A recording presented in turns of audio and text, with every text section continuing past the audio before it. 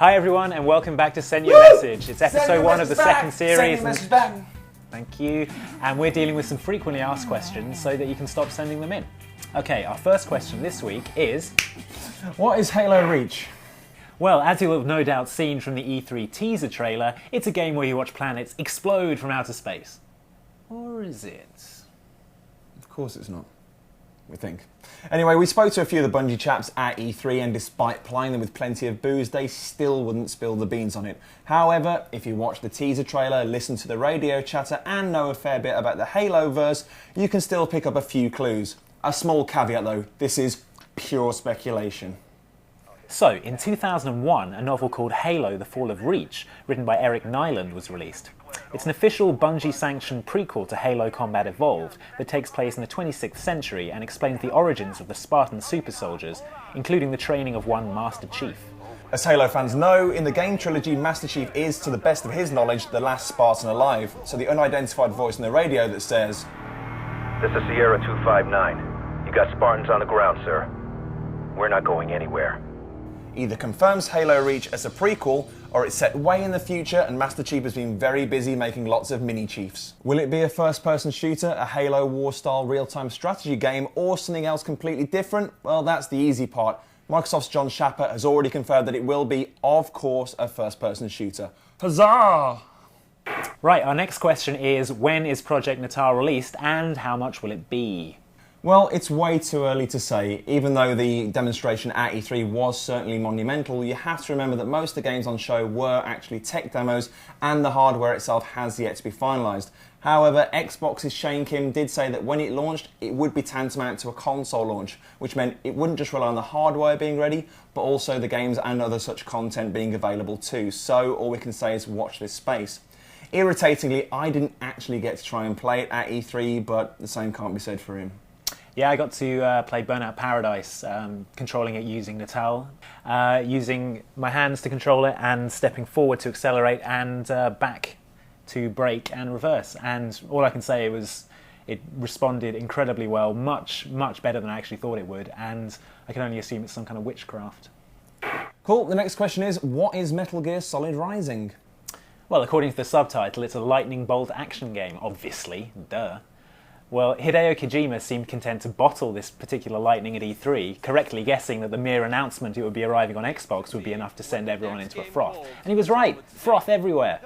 Slightly more seriously, the fact that tactical espionage action has been replaced with lightning bolt action hints at a departure from the stealth that the series is known for, as does the apparent shift from the increasingly creaky Solid Snake to the superhumanly powerful and agile Raiden. Now, we know that none of you will have played Metal Gear Solid 4 Guns of the Patriots for obvious reasons, but if you're wondering who smashed the controversially androgynous star of Metal Gear Solid 2 with the ugly stick, he was crushed by a warship and only his upper skull, eyes and spine remain of his original body. Nasty. That happened to me, actually. Double-decker bus, as I remember. Yeah, I got better though. Should have seen him. Here's a fun question. When is Modern Warfare 2 out? And what weapons, characters, perks, maps, instruction manuals, box art and jam recipes will it contain? Well, just in case the backwards way the Americans like to order their dates confused you, Modern Warfare 2 is actually due out on the 10th of November this year, not the 11th of October.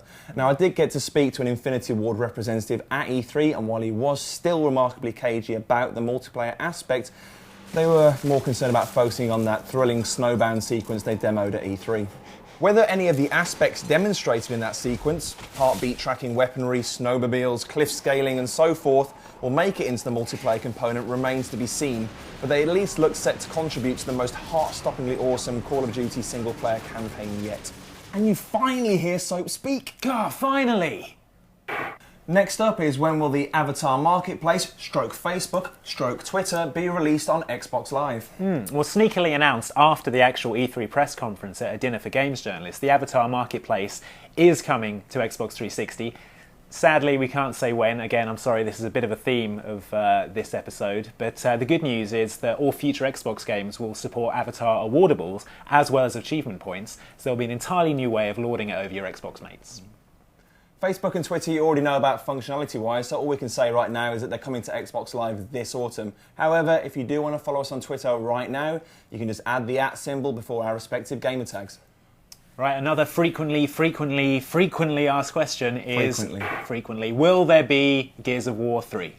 Well, I had the opportunity to once again cozy up with Epic's resident stud Cliff Bleszinski, and while he was a bit more concerned about the stormy new arcade title Shadow Complex, he did say that he was working on super secret, big, large, amazing stuff I can't talk about. Whether this super secret, big, large, amazing stuff I can't talk about is indeed Gears of War 3, he wouldn't say, but he was keen to at least tell us that progress on the Gears of War movie is continuing apace. You can look out for the full interview on Inside Xbox. We'll once again hear Cliffy B say super secret, big, large, amazing stuff I can't talk about. And that's coming up soon. And that leads us up to our final question, which is, what do the bottom of our shoes look like? BAM! That's it for this week's Sent You a Message. Send your questions to the gamertag SentUAMessage or to sentyouamessage@hotmail.com, and we will see you next week. Bye. Bye.